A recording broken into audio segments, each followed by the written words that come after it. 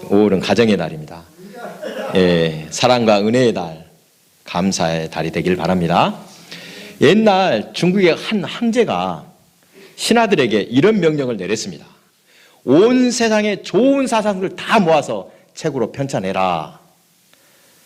신하들은 세상에 아주 좋은 사상들, 꼭 배워야 할 때 것을 다 모아서 책으로 모았습니다. 그렇게 해서 집필한 책이 12권이었습니다. 황제가 그 책을 보고 야, 이거 너무 많다. 번거로워서 안 되겠다. 한 권으로 줄여봐라 했습니다. 그래서 신하들은 또 한 권으로 줄여왔습니다. 또 한 권으로 줄였지만 야, 이것도 다 뭐 읽을 시간이 없다. 한 줄로만 해와봐라. 이렇게 했습니다. 그렇게 해서 최종적으로 나온 말이 무엇입니까? 한번 옛날에 이야기한 것 같습니다. 공짜는 없다. 이 말을 얻었습니다. 여러분, 세상에 공짜 없습니다. 맞습니까? 이것을 진리라고 해도 지나치지 않을 것입니다. 여러분, 사기당하는 사람들 보십시오. 어떤 사람들이 사기 잘 당합니까? 공짜를 바라고 거저 얻으려다가 사기를 당할 때가 많습니다. 공짜는 없다는 것을 몰랐기 때문이라는 것입니다. 또 요즘 사람들은 다들 바쁩니다. 그렇죠. 그래서 뭐든지 쉽고 빠른 것을 좋아합니다. 그래서 책도 요즘에 책 읽는 것 방법이 달라졌습니다. 책도 어떤 책이 좋겠습니까? 쉽게 읽히는 책, 간단한 책이 잘 팔린다고 합니다. 그래서 성경 66권을 딱 한 줄로 요약해 달라고 요구한다. 이런 사람이 있을 것 같습니다. 만약 여러분이 이런 질문을 받는다면 뭐라고 말해 주겠습니까? 신구약 성경 66권은 어떤 책인가? 뭐라고 하시겠습니까? 답은 여러 가지가 나올 것인데 가장 보편적이고 신학적인 답이라고 하면 성경은 하나님의 구원의 역사를 기록한 책이다 하겠습니다. 하나님이 인간을 사랑하셔서 구원해 주신 구속의 역사를 기록한 책이 성경책입니다. 그런데 이 답은 성경을 잘 아는 사람들, 믿는 사람들에게는 쉽게 이해가 되지만 세상 사람들에게는 좀 어려운 말일 것입니다. 여러분들이 불신자에게 성경 66권을 한 줄로 설명해 달라고 한다면 뭐라고 하시겠습니까? 이러한 질문을 어떻게 답할 것인가 오늘 함께 나누도록 하겠습니다. 본문 말씀에서 이와 비슷한 질문을 한 율법 교사가 하고 있습니다. 선생님, 율법 중에 어느 계명이 가장 큽니까? 대단히 중요한 질문입니다. 그런데 문제는 이 질문하는 의도입니다. 진짜 물어보려고 한 말입니까? 아니죠. 예수님을 함정에 빠뜨리려고 합니다. 자칫 대답 잘못하시면 공격을 당하게 될 것입니다. 우리가 잘 알듯이 율법은 몇 개 조항입니까? 613개 조항입니다. 그렇죠. 여기에서 248개 무엇을 하라는 행령, 365개의 무엇은 하지 말라는 금령으로 분류가 됩니다. 이때 무엇을 하라는 248개 조항을 보다 중요한 것으로 또 무엇을 하지 말아라 이 365개 조항은 덜 중요한 것으로 분류를 했습니다. 613개 조항을 다 지키기 힘드니까 우선순위라도 정하자는 것입니다. 하지만 원래 율법 가운데 큰 계명, 작은 계명 따로 없습니다. 그래서 유대인들은 이것을 두고 논란이 끊이지 않았다고 합니다. 우리 생각에는 살인하지 말라 이 계명은 큰 것 같습니다. 하지만 단순히 형제 욕하지 말라 이 계명은 작게 여겨집니다. 그렇지 않습니까? 그러나 그렇게 간단한 문제가 아니라는 것입니다. 왜냐? 살인하지 말라고 명하신 이가 형제에 대하여 욕하지 말라 명령하셨기 때문입니다. 같은 하나님의 말씀이라는 것입니다. 하나님을 경외하는 사람이라면 어떤 계명은 크고 또 어떤 계명은 작다고 여길 수 없다는 것입니다. 그렇다고 또 큰 것이 없고 작은 것이 따로 없다, 모두 다 똑같다고 해도 논란에 빠지게 될 것입니다. 이때 예수님은 37절에 내 마음을 다하고 목숨을 다하고 뜻을 다하여 주 너의 하나님을 사랑하라. 이것을 크고 첫째 되는 계명이라고 말씀하셨습니다. 또 39절 40절에는 둘째도 그와 같으니 내 이웃을 내 몸과 같이 사랑하라 하셨으니 이 두 계명이 온 율법과 선지자의 강령이니라 말씀하셨습니다.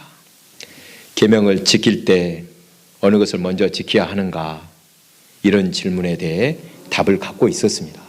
앞에서 설명한 대로 유대인들은 마땅히 모든 계명을 지켜야 하지만 계명을 지킬 때 분명 우선순위가 있었습니다. 이것을 본문에서는 크고 작은 것으로 표현했던 것입니다. 예수님은 무엇부터 지키라 했습니까? 하나님과 관련된 계명을 먼저 지키고 사람과 관련된 계명을 다음으로 지키라 말씀하십니다. 굳이 우선순위를 따지자면 이렇게 말해야 맞을 것입니다. 하나님께 대한 계명이 우선이고 다음으로 사람에 관련된 계명을 지키라고 하셨습니다. 그 이유, 하나님과 관련된 계명을 지키는 사람은 자연스럽게 사람과 관련된 계명도 잘 지킬 것이기 때문입니다. 여러분, 우리 주위에서 효자, 효부들 못된 사람 있습니까? 효성이 지극한데 아이고 그 사람 밖에서 욕먹는 사람 있습니까? 부모에게 잘하는 사람은 누구에게나 선하게 대하는 것을 보게 됩니다. 반대로 부모에게 못되게 하는데 다른 사람에게 잘한다. 그것은 분명 문제가 있습니다. 그런 사람이 있다면 어떤 대가를 바라고 그렇게 할 것입니다. 마음에서 우러나오는 것이 아니라 뭔가를 바라면서 거짓으로 대한다는 것입니다. 신앙생활도 마찬가지입니다. 하나님을 잘 섬기고 하나님을 사랑하는 사람이라면 이웃을 사랑하게 되어 있습니다. 그런데 보이지 않는 하나님은 사랑한다면서도 눈에 보이지 않는 하나님을 사랑한다고 하면서도 눈에 보이는 자신의 이웃에게 악을 행하는 사람, 분명 문제가 있습니다. 지금까지 신앙생활하면서 이런 질문을 스스로 던져보았습니다. 나는 무엇을 바라고 신앙생활을 하고 있는가? 그동안의 신앙생활로 무엇이 어떻게 달라졌는가? 항상 물어왔습니다. 오늘 본문에서 그 답을 찾게 됩니다. 온 율법과 선지자의 강령, 하나님 사랑과 이웃 사랑이라고 하십니다. 물론 이것을 예수님만 알고 율법 교사는 몰랐던 것 아닙니다. 유대인이라면 누구나 하나님을 사랑하고 이웃을 사랑해야 한다는 것 배워서 이미 잘 알고 있습니다. 그런데 문제는 무엇인가? 중요합니다. 실천 방법에서 달랐습니다. 여러분, 오늘 본문 마태복음과 똑같은 내용을 담고 있는 다른 공간 복음서가 누가복음 10장입니다.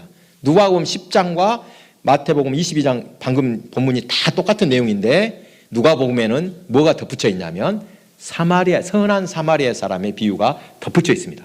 이 똑같은 말씀에다가 설명을 덧붙여놨다는 뜻입니다. 여러분, 선한 사마리아 사람 비유 잘 아시죠? 그 비유에는 누구누구 나옵니까? 제사장이 나오고 레인이 나오고 또 선한 사마리아인이 나옵니다. 어떤 사람이 길을 가다가 강도를 만나 가진 거 다 뺏기고 두들겨 맞아서 거의 죽게 생긴 채로 버려져 있었습니다. 마침 한 제사장이 그 사람을 발견했으나 피해서 지나가고 한 레인도 마찬가지로 그를 보고 피해 가버렸습니다. 그런데 한 사마리아인은 강도 만난 사람을 보고 불쌍히 여겨 치료해주고 주막으로 데려가서 잘 돌봐주십시오 라고 하면서 돈을 주고 자기 길을 갔습니다. 이때 강도 만난 사람의 이웃은 누구입니까? 누가 이웃사랑을 실천했습니까? 사마리아입니다. 그런데 당시 유대인들이 생각하는 사마리아인은 하나님을 사랑하지 않는 자들이다. 하나님께 버림받은 자들로 여겼습니다. 애초부터 구원받을 수 없는 족속이라고 여겼지만 예수님은 비록 비유지만 선한 사마리아 사람이 그 사람이 옳게 행동했다. 사마리아 사람이 옳다라고 말씀하셨습니다. 그런데 여기서 우리가 편견 없이 보아야 할 것이 하나 있습니다. 잘 들어보십시오. 이 비유에 등장하는 제사장이나 레인 나쁜 사람인가 하는 것입니다. 이 사람은 나쁜 사람입니까? 당시 유대인들은 제사장이나 레위인을 선한 사람으로 하나님을 사랑하는 사람이라고 여겼습니다. 방금 오늘 비유에서 잘못한 거 있습니까? 우리가 보기에는 잘못한 것 같지만 그렇지 않습니다. 그들이 강도 만난 사람을 보고도 지나칠 수밖에 없는 이유가 있었을 것입니다.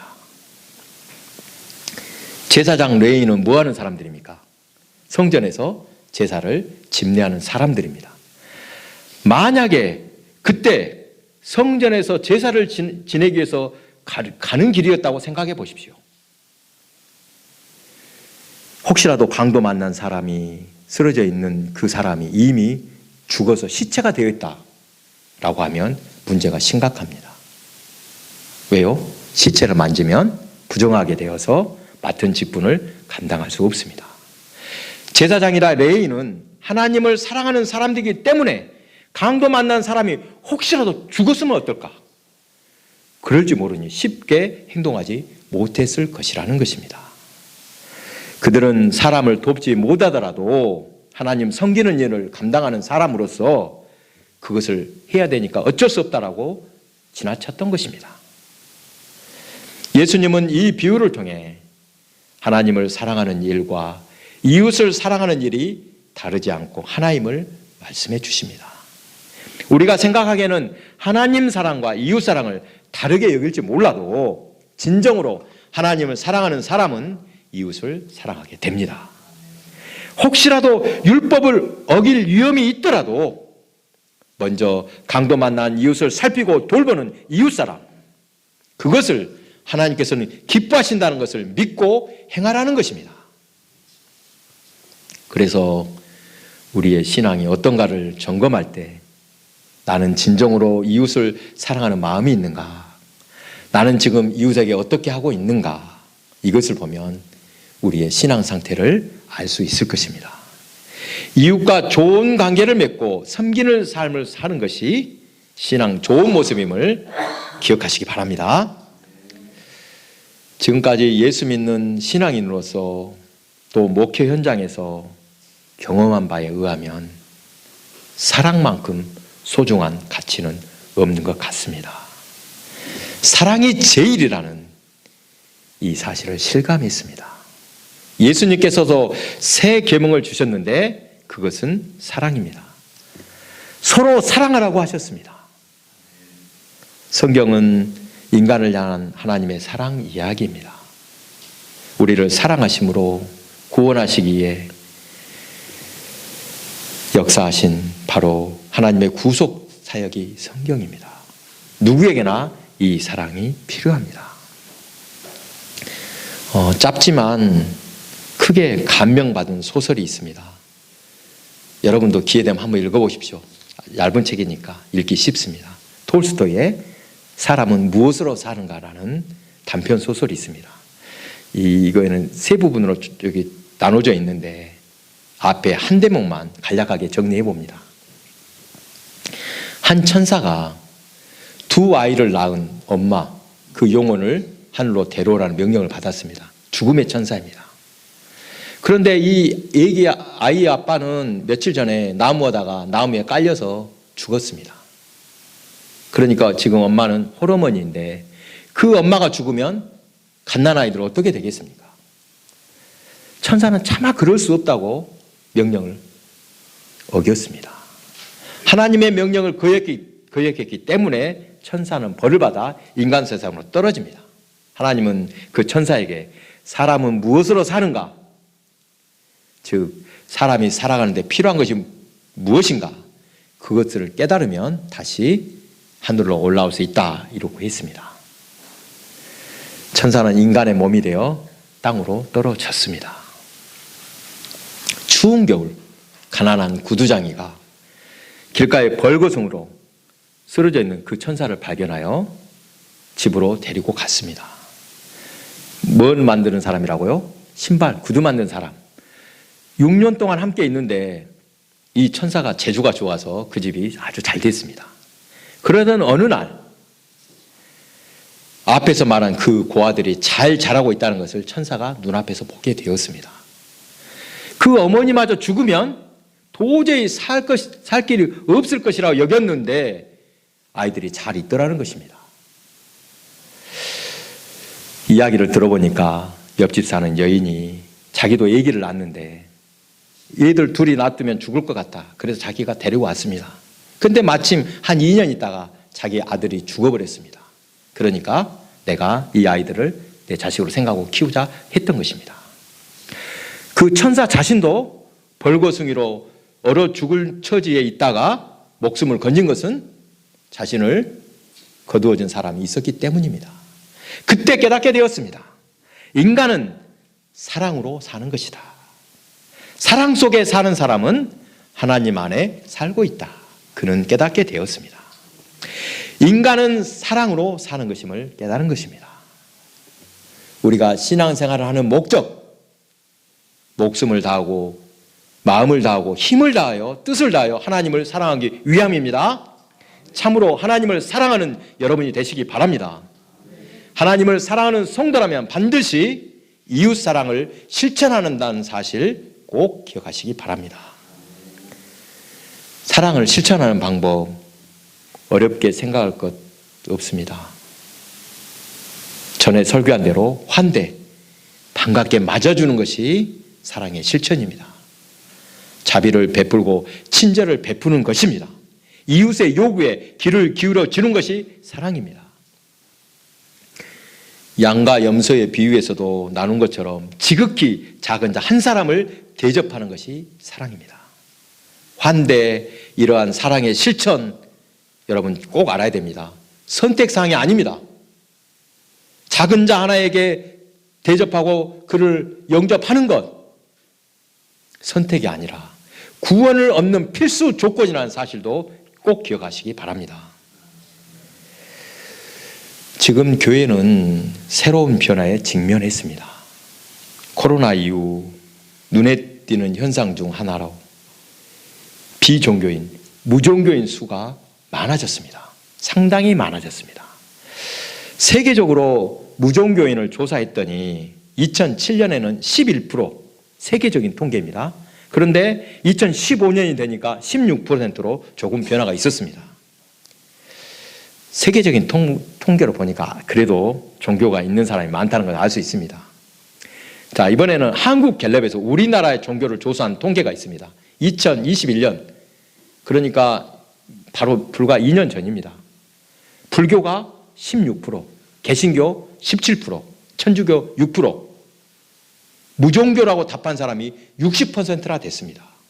이것은 80년대로 비교하면 많이 늘어났습니다. 그런데 더 심각한 것은 19세에서 29세 무려 79%가 나 종교 없다고 대답했습니다. 30대는 70%, 젊은 층으로 갈수록 종교에 관심을 두지 않습니다. 사실 여러분 교회만이 아니라 어떤 종교도 관심이 없다고 합니다. 지금처럼 개인의 자유가 극대화된 때는 없었다고 합니다. 1인 가정 얼마나 많은지 모릅니다. 결혼도 안 합니다. 왜요? 누구의 통제도 받고 싶지 않은 세대, 종교적으로도 자유를 누리고 싶다는 것입니다. 그런데 흥미로운 점은 기존의 종교에는 관심이 없더라도 명상이나 수행 그런 곳에서는 관심을 둔다고 합니다. 여러분 템플스테이 들어보셨습니까? 무엇인지 아시죠? 산사에서 하룻밤을 잔다거나 또 명상 강의 이런 것에는 오히려 찾는 사람이 늘었다고 합니다. 이런 통계로 예측할 수 있는 것, 기존의 종교에는 관심을 두지 않지만 여전히 현대인들은 뭔가 영적인 갈급함이 있구나 이것을 알 수 있습니다.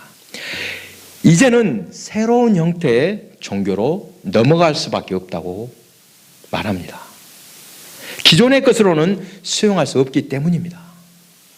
이것은 예수님께서 새 계명을 주실 때와 똑같다고 하겠습니다. 율법의 한계가 분명히 있습니다. 옛 계명, 율법의 한계에 맞닥뜨린 것입니다. 요한복음의 가나 혼인잔치의 비유도 바로 이것을 말해 주신다고 합니다. 기존의 율법이 무엇이냐? 잔치에서 떨어진 포도주라는 것입니다. 그 그 율법으로는 한계가 왔다. 예수님께서 세포되도록 진짜 천국잔치를 이어가도록 해주셨다는 것입니다. 우리에게도 새로움이 절실한 때라 하겠습니다. 예수님의 새 계명은 사랑입니다. 아무리 세상이 변하고 종교의 형태가 변해도 가장 중요한 가치는 사랑입니다. 동서고금을 막론하고 지역과 시대를 초월해 가장 중요한 가치 사랑이라고 입을 모아 말합니다. 그래서 사랑은 진리라고 해도 좋을 것 같습니다. 사랑하는 교회 여러분, 신앙생활을 제대로 하면 예수님을 진정으로 만난 사람은 반드시 변화됩니다. 나밖에 모르며 욕심껏 살던 사람이 변화되어서 이웃을 생각하게 됩니다. 이 땅의 삶이 전부인 줄 알았는데 진정한 삶의 가치가 무엇인지 돌아보게 됩니다. 요즘 전도의 중요성을 강조했는데 하나님을 사랑하는 사람, 주님의 크신 사랑을 진정으로 체험한 사람이라면 전도가 얼마나 중요한지 스스로 깨닫습니다. 그런데 전도의 방법으로 사랑만큼 효과적인 것이 또 있겠습니까? 교우들이 서로 사랑하고 이웃을 사랑하고 섬기면 전도는 저절로 될 것입니다. 지혜 있는 자는 궁창의 빛과 같이 빛날 것이요 많은 사람을 옳은 대로 돌아오게 한 자는 별과 같이 영원토록 빛나리라. 사랑하며 섬겼던 시간은 별처럼 아름답게 남을 것입니다. 하룻밤 꿈 같은 인생이라고 말합니다. 아무리 잘 먹고 잘 산다 해도 인생 허무합니다. 성경은 인생이 무엇인지 그 한계를 깨달으라고 말씀하십니다. 하룻밤 꿈 같은 인생, 이 땅의 즐거움 따라 제 아무리 즐기고 누려도 만족이 없습니다. 그리고 그렇게 살다간 인생을 누가 기억해 주겠습니까? 예수 안에서 참 자유를 얻어 하나님과 동행하는 삶이 구원받은 삶임을 기억하시기 바랍니다. 구원받은 삶이란 다른 것이 아닙니다. 하나님은 사랑이십니다. 우리가 서로 사랑할 때 하나님을 알게 됩니다. 이웃사랑의 실천으로 하나님을 온전히 사랑하는 자가 되고 서로 사랑함으로 이 땅에서도 천국의 삶을 맛보시기 바랍니다.